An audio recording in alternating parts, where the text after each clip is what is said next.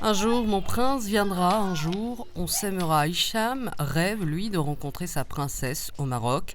Et pour mettre toutes les chances de son côté, il fréquente les sites de rencontres. Entre tabous et interdits, pour s'aimer, il faut faire preuve de ruse dans le royaume.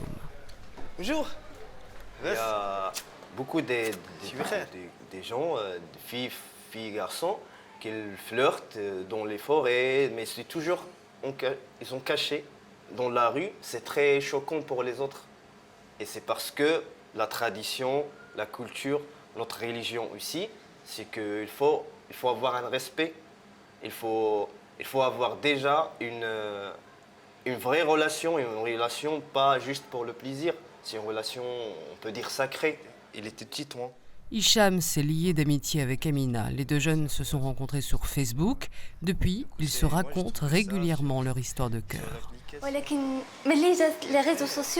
Grâce aux réseaux sociaux, j'arrive à m'exprimer, j'ai gagné en confiance. Je peux parler de n'importe quel sujet. Parmi les sujets les plus importants à mes yeux, il y a l'éducation sexuelle dans notre société.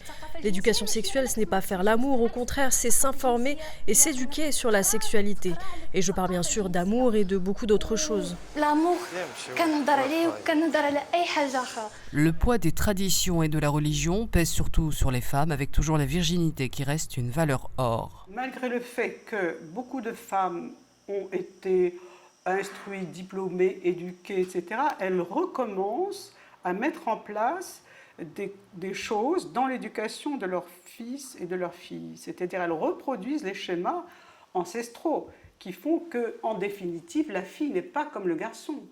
Elle est minorée, elle a un rôle moindre et elle doit surtout se préserver, avoir peur de l'homme d'une certaine manière. Une peur causée aussi par l'article 490 du Code pénal.